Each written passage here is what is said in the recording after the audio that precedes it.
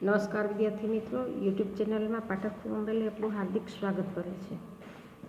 અગાઉના આપણે 8 લેક્ચરમાં છઠ્ઠા ધોરણની અંદર સંસ્કૃત વિષયમાં 4 પાઠ સુધી આપણે ભણી ગયા. આજે ફરી પાછું ચોથા પાઠનું રિવિઝન કરીએ, જે સંખ્યાનો પાઠ છે. પાઠનું નામ છે સંખ્યા. એકમ એટલે 1, द्वे एटले 2, त्रीणी एटले 3, चत्वारी एटले 4, पंच एटले 5, षट 6, सप्त 7, अष्ट 8, 9 9, 10 10, एकादश 11 અને દ્વાદશ 12. આ હતી આપણી સંખ્યા કે 1 થી 12ની સંખ્યા, જે આપણે ગયા વખતે આ પાઠ ભણી ગયા. બાજુમાં આપણને એના જોડકા અને સ્વાધ્યાય ગયા લેક્ચરમાં આપણે ગયા વિડીયોમાં આપણે કરેલું, જે પ્રશ્ન 1માં અંક આપ્યા છે એની સામે આપણે લખવાનું હતું. તો ગયા વખતે આપણે આ લખ્યું હતું કે 5 છે અંકમાં, તો એની સામે પંચ, 1 તો એકમ, 7 સપ્ત, 11 તો એકાદશ, 2 તો દ્વે, 9 9, અષ્ટ 8, ચત્વારી 4, 6 ષટ, 10 10, 3 ત્રીણી અને દ્વાદશ 12 એટલે દ્વાદશ. અહીંયા જોડકા પણ છે એ આપણે ગયા વખતે કરેલા હતા, જે ફરીવાર આજે જોઈએ. એમાં પણ જે શબ્દમાં આપ્યા છે અને બમાંથી આપણે સંખ્યા જોવાની છે, પણ તમને આવડી ગયા હશે. ત્રીજો પ્રશ્ન હતો કે જે અંકમાં શબ્દ આપણે લખવાના છે. શબ્દ આપ્યા છે કે દ્વાદશ આપ્યું છે, તો એની સામે શું લખવાનું? તો કે 11. 9 આપ્યા છે તો અંકમાં 9 કરવાના, ષટ આપ્યા તો 6 કરવાના, અષ્ટ છે તો 8 કરવાના અને પંચ છે તો 5 કરવાના. આ હતો આપણો ચોથો પાઠ. આજે આપણે જોવાનો છે પાંચમો પાઠ. હવે પાંચમો પાઠ વિદ્યાર્થી મિત્રો હસ્તી હસ્તી છે. પાંચમો પાઠ હસ્તી હસ્તી છે, કે જે હાથી હાથી હાથી, આવું આ શબ્દનો અર્થ થાય છે. હાથી હાથી હાથી. જુઓ પાંચમો પાઠ, હસ્તી હસ્તી હસ્તી, એટલે કે હાથી હાથી હાથી. સરસ મજાનું કાવ્ય છે આ વિદ્યાર્થી મિત્રો. એક પ્રાણી છે, એની અંગની દરેક અંગની ઉપમા કવિએ અહીંયા આપી છે. એની સૂંઢ કેવી છે, એના પગ કેવા છે, એના કાન કેવા છે, એના દાંત કેવા છે, પછી કહે છે એના પેટ કેવું છે, એનું શરીર કેવું છે, એનું પૂંછડું કેવું છે. આ દરેકે દરેક અંગની અહીંયા ઉપમા એક આપી છે આ કાવ્યમાં. સરસ મજાનું કાવ્ય છે અને કેવું સરસ આ પ્રાણી છે કે જે દેવતાઓનું દિવ્ય અલૌકિક આ સ્વરૂપ આ પ્રાણીને કહેવામાં આવ્યું છે. કે એના સૂંઢ કેવી છે, તો કે છે કેલ સમાન એની સૂંઢ છે. પગ તો કે થાંભલા સમાન એના પગ છે. દાંત છે તો સફેદ ધોળા અને લાંબા 2 દાંત છે. સફેદ ધોળા દીર્ઘો લાંબા દાંત છે. પેટ છે ઘડા આકારનું છે.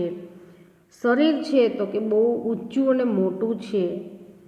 પૂંછડું કેવું છે, તો કે આવડા મોટા શરીરમાં પૂંછડું છે ને એક સાવ નાનું અને તુચ્છ, સાવ નાનું અને તુચ્છ નકામું છે. પૂંછડાનું અહીંયા કશું જ કામ નથી. એવું કહે છે કે અલ્પમ તુચ્છમ પુચ્છમ, નાનું અને નકામું. અલ્પમ તુચ્છ એટલે નકામું.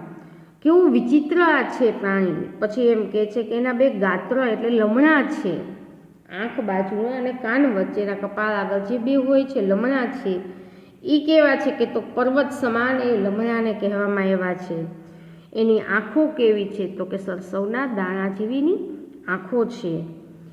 કેવું આ બળવાન પ્રાણી છે, છતાં એ અંકુશ માત્રથી બીવે છે. એ અંકુશ માત્રથી બીવે છે. હાથીને ચલાવનારા જે હોય છે મહાવત, એની આગળ નાનકડી અંકુશ જ હોય છે ચાબુક ટાઈપની. એ સેજ વસ્તુ અડાડે એટલે હાથી છે એ ઊભું થઈ જાય. ઊભું હોય તો ચાલવા માંડે. સૂંઢમાં કોઈ પૈસા દીધા હોય તો ઉપર દે. એટલે કહે છે કે અંકુશ માત્રથી આ હાથી ડરે છે ખાલી. જો બાજુમાં ચિત્ર છે હાથીનું, એની નીચે કેળ આપી છે, સ્તંભ આપ્યો છે, સુપડું આપ્યું છે, ઘડો આપ્યો છે, પહાડ આપ્યા છે. ત્યાં એની ઉપમા છે કે ગાત્ર છે તો પહાડ જેવા કાન છે, તો સુપડા જેવું પેટ તો કે ઘડા આકારનું, એના સૂંઢ છે તો કેળ આકારની, અને પગ છે તો થાંભલા જેવા. આવું સરસ મજાનું આ કાવ્ય છે.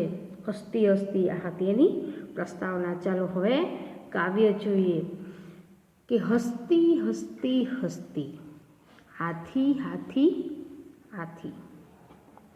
હસતી હસતી હસતી, હાથી હાથી હાથી. દિવ્યા દેવી સૃષ્ટિ, દેવતાઓનું અદ્ભુત અલૌકિક સર્જન અથવા અદ્ભુત અલૌકિક સર્જન.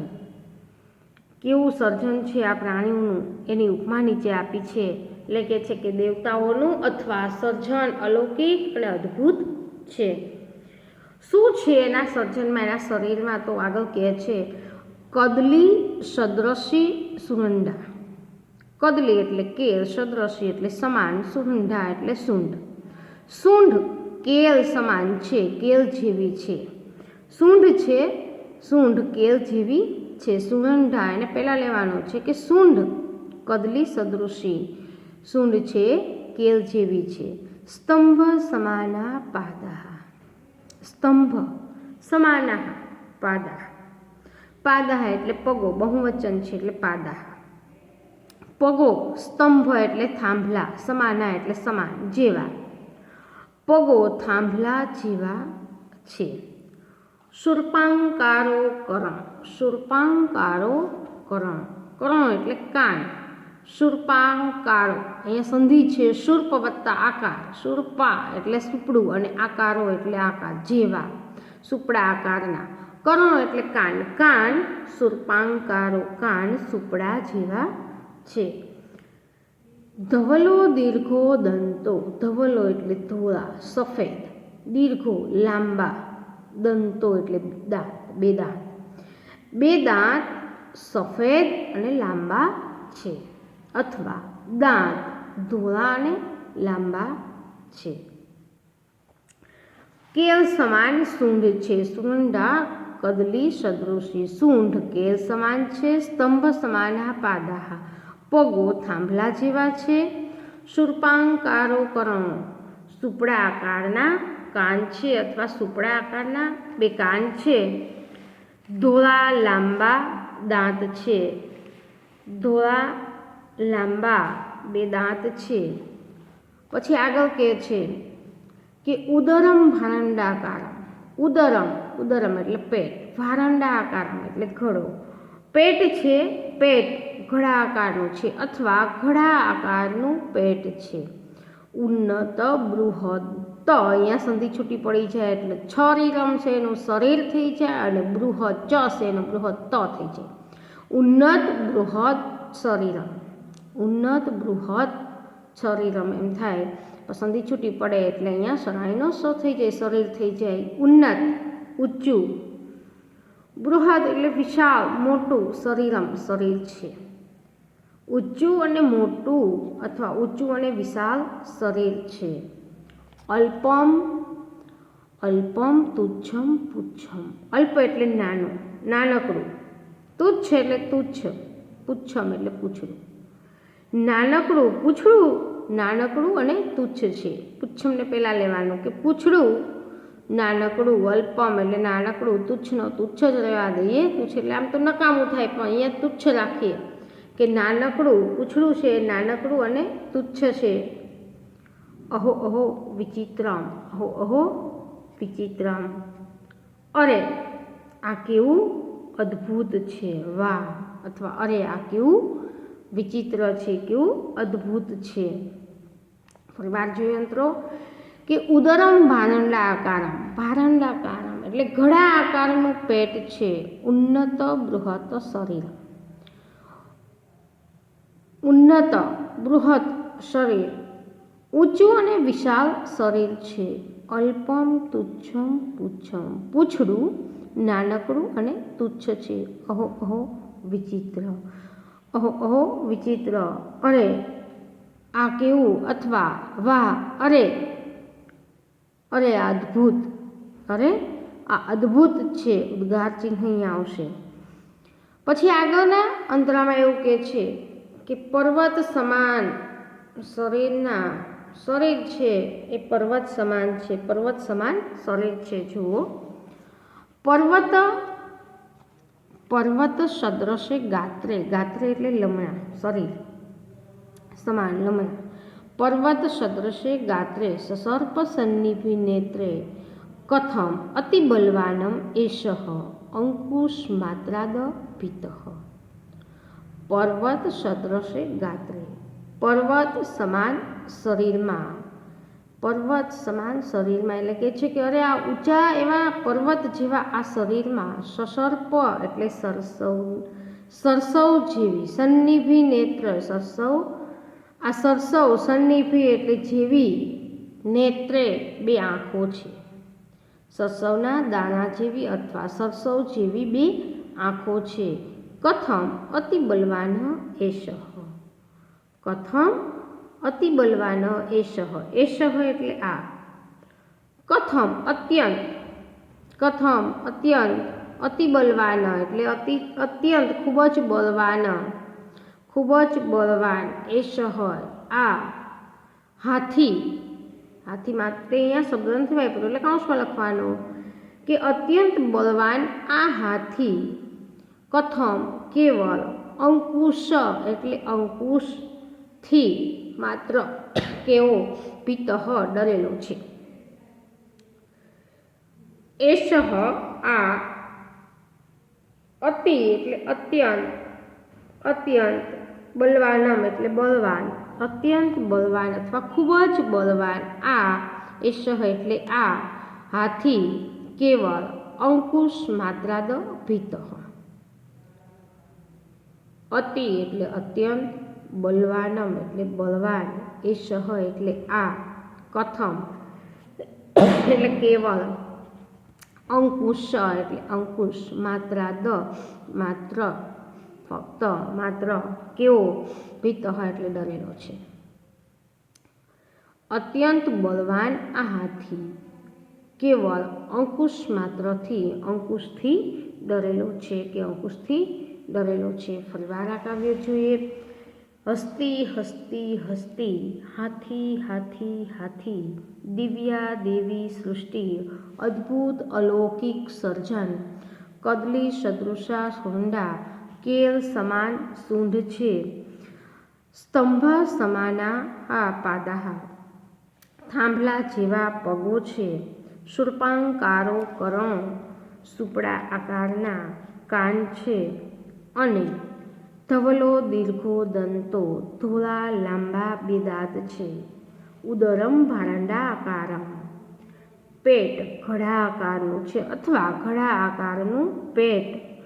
ઉન્નત બૃહદ શરીરમ, ઊંચું અને વિશાળ શરીર. અલ્પમ તુચ્છમ પુચ્છમ, પૂંછડું નાનકડું અને તુચ્છ છે. અહો અહો વિચિત્રમ, વાહ અરે વિચિત્રમ.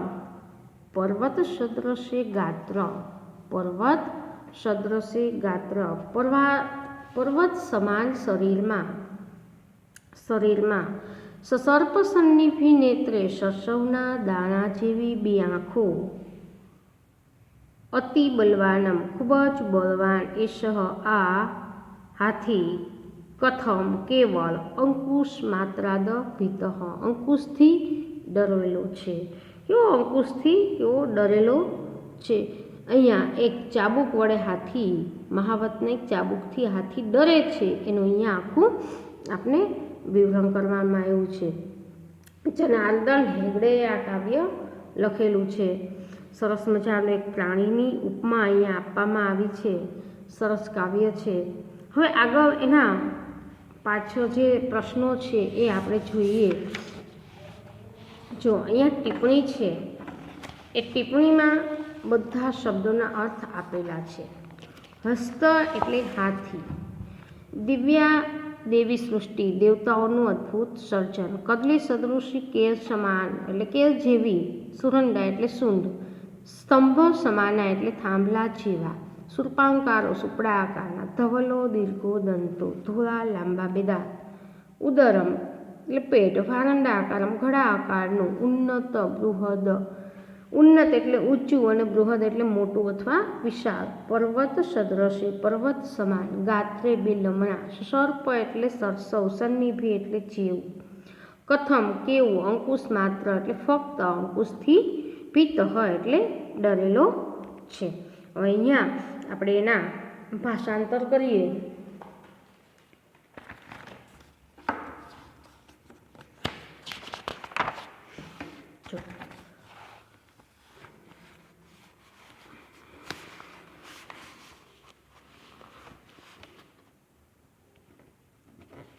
હાથી હાથી હાથી.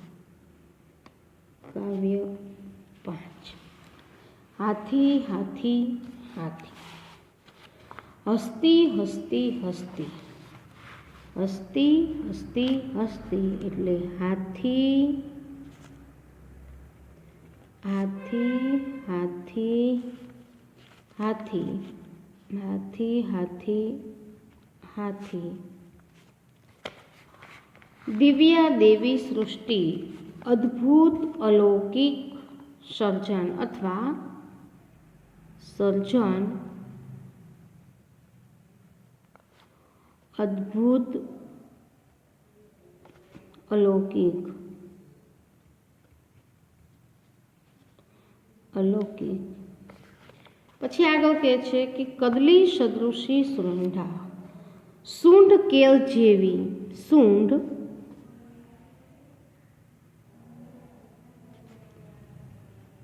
કેલ જેવી, સ્તંભ સમાના પાદાહ પગો, થાંભલા થાંભલા જેવા, પગો થાંભલા જેવા, શૂર્પાંકારો કરણ સુપડા આકારના કાન, સુપડા આકારના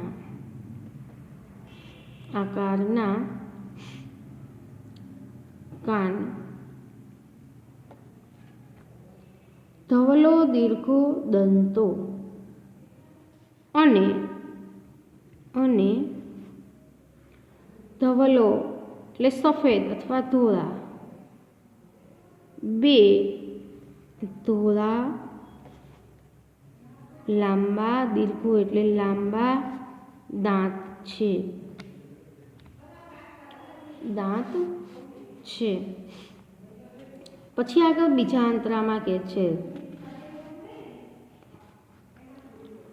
ઉદરમ વારંડા આકાર, ઘડા આકારનું પેટ, ઘડા આકારનું પેટ, ઉન્નત બૃહદ શરીરમ, ઉન્નત બૃહદ શરીરમ, ઊંચું અને વિશાળ અથવા મોટું અથવા વિશાળ શરીર.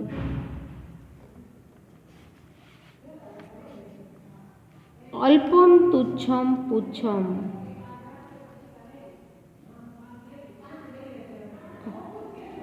પૂંછડું નાનકડું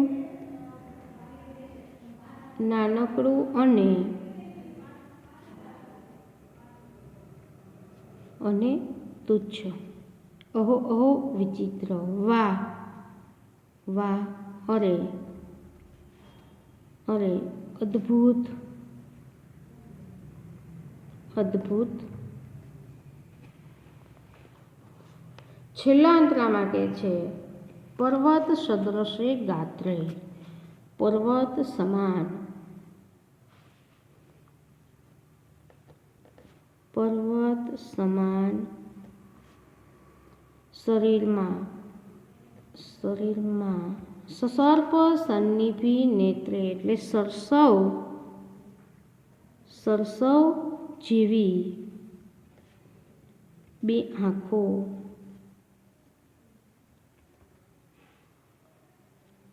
अति बलवानम अत्यंत बलवान એટલે બળવાન અત્યંત એટલે ખૂબ બલવાન એટલે બળવાન એષઃ આ उसमें हाथी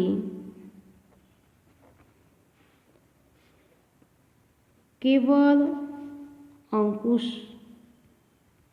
अंकुश थी केवो डरेलो छे। विद्यार्थी मित्रों आ हतुं काव्य 5 નું ભાષાંતર।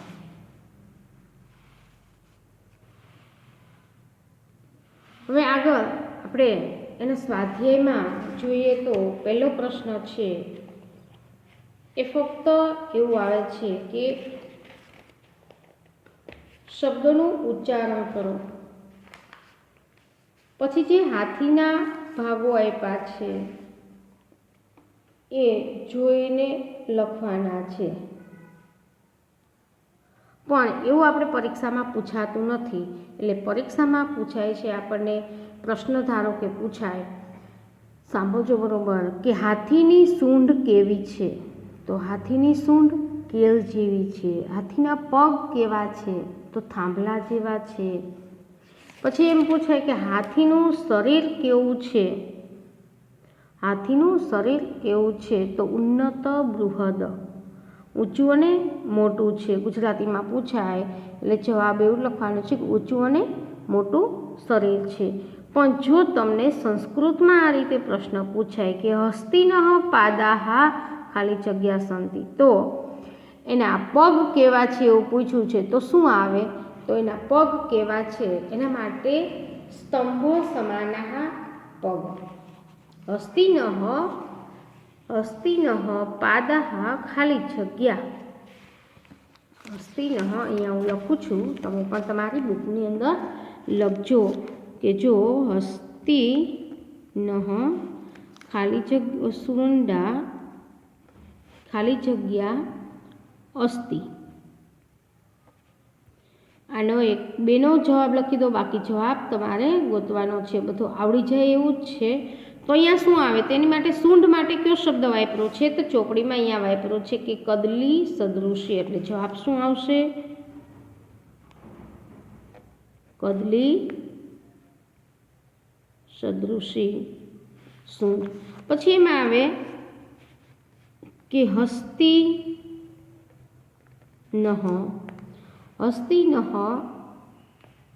દંતો, તો શું આવે? હસ્તિનઃ દંતો ખાલી જગ્યા અસ્તિ। તો એના દાંત કેવા છે? તો ધવલો દીર્ઘો, અહીંયા ત્રીજી પંક્તિમાં છઠ્ઠી પંક્તિમાં છે ધવલો દીર્ઘો।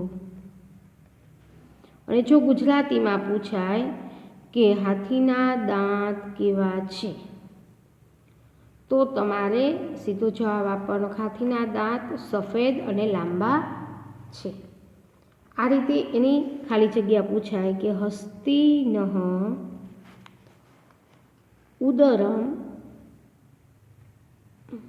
ઉદરમ ખાલી જગ્યા અસ્તિ। દરેક અંગનું આ રીતે પૂછાય। તો હાથીનું પેટ કેવું છે? તો પારંડા આકારનું। એટલે ટૂંકમાં તમારે કાવ્ય સંસ્કૃતમાં અને ગુજરાતીમાં બંનેમાં પાકું કરવાનું રહેશે તો તમને ખાલી જગ્યા આવડે। પછી એ રીતે પૂછાય કે હાથીની હસ્તિનઃ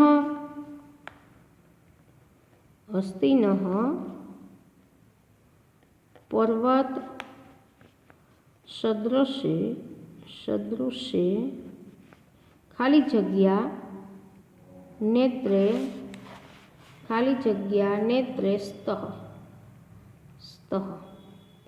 હાથીના નેત્રો પર્વત સમાન ખાલી જગ્યા છે અહીંયા ગાત્રે કેવા છે તો જવાબમાં આવશે સસર્પ